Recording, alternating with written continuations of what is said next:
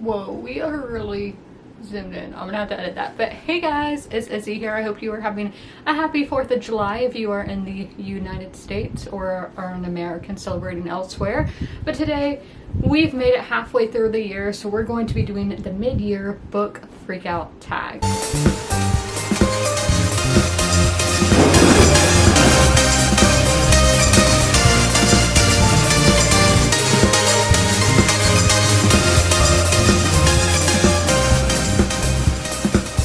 I think you guys are kind of crooked, but this is going to be a long video and I don't trust the camera's battery, so we're just going to deal with it.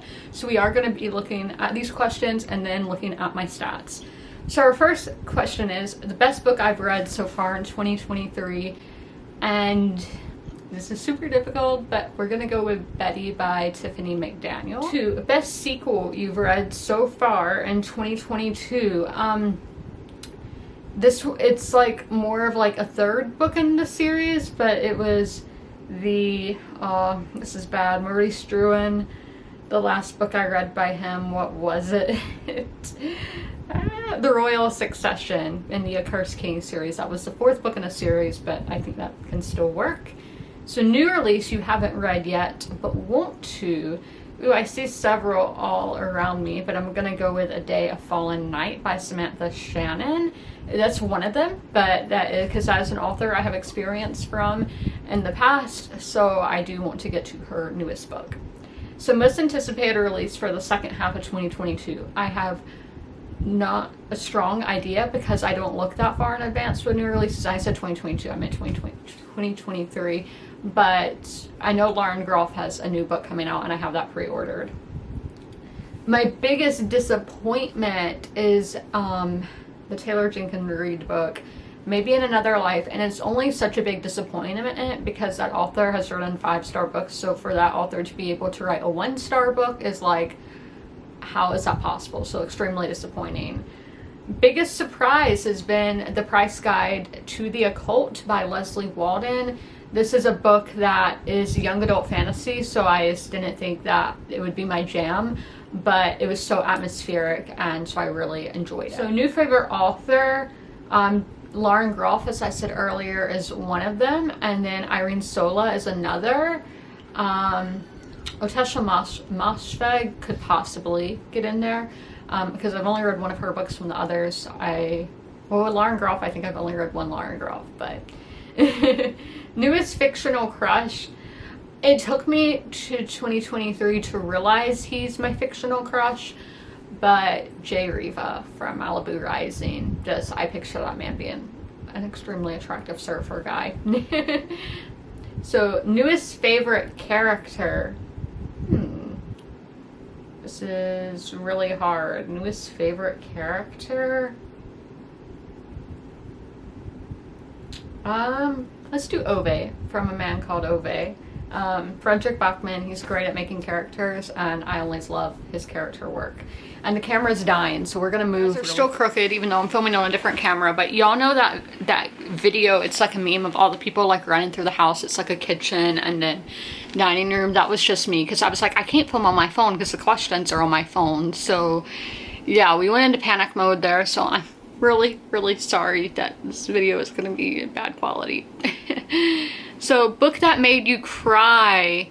I'm not that emotional reading, but we're gonna go, so I haven't cried, but we're gonna go with Betty once again by Tiffany McDaniel because that book made me feel really emotional.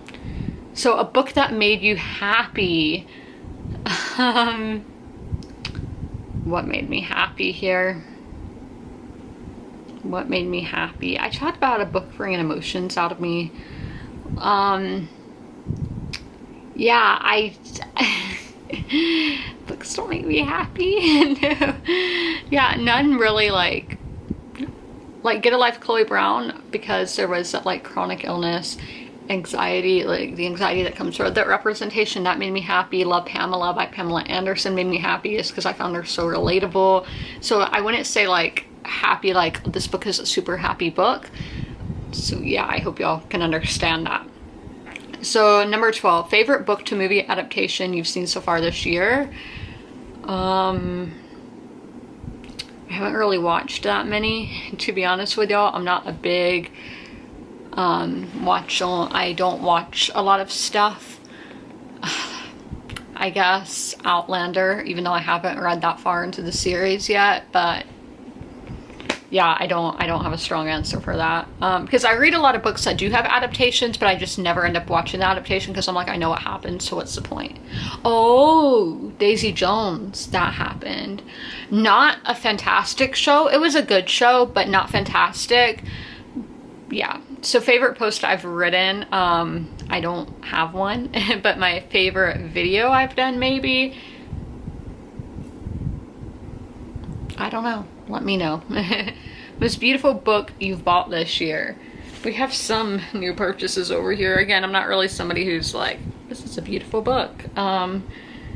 Yeah, that's, again, I'm sorry I don't have good answers for those kind of questions. I don't really pay attention. I don't always buy the prettiest one. I buy the cheapest one. So yeah. And then what books do you really need to read by the end of the year? And the rest of my 5-star prediction project, which is back there, so I guess I will name them for you. The Actual Star by Monica Byrne. Love, Comment, Subscribe by Kathy Yardley. Play It As It Lays by Joan Didion. Babel by R.F. Kuang. The Love Songs of W.E.B. Du Bois by Honoré Fanon Jeffers.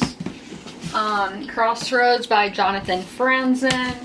And Still Life by Sarah Winman. I do absolutely want to get to all of these this year, and I do think it's doable. I'm gonna read 2 this month to like speed that up. And is that the last question? That is the last question. So we are going to go to my book stats now.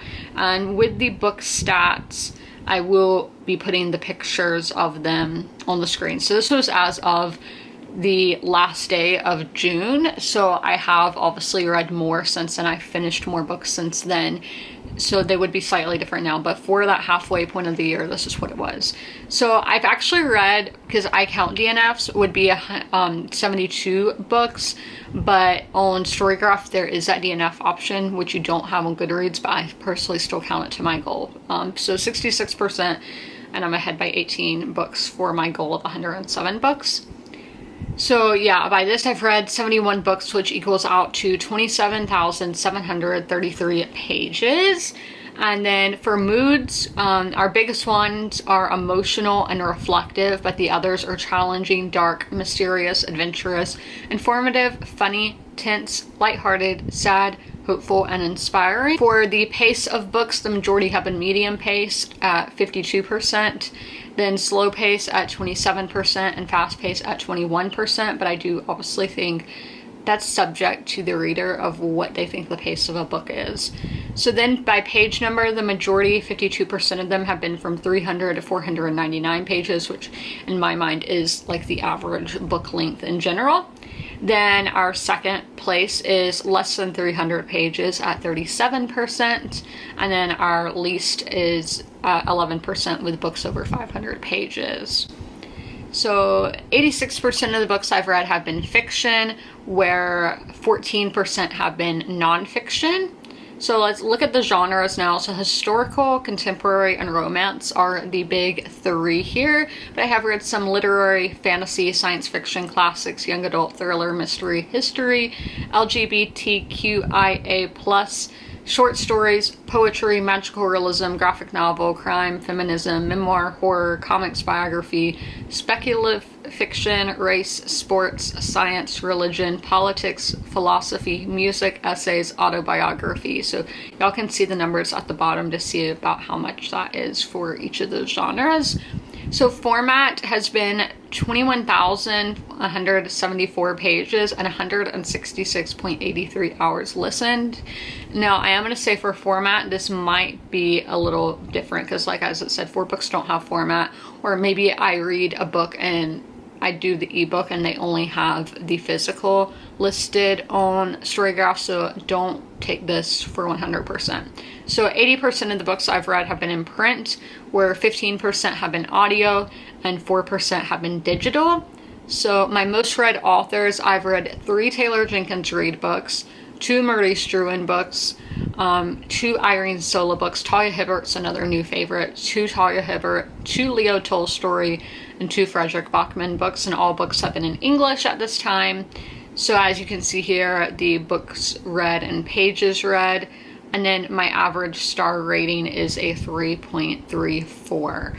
But that is it. Leave any kind of like math emoji in the comments below if you made it through the whole video, but I hope you guys enjoyed, and as always, comment, rate, and subscribe, and don't forget to ring that notification bell to be notified when all my videos go live. I'll see you in the next one. Bye!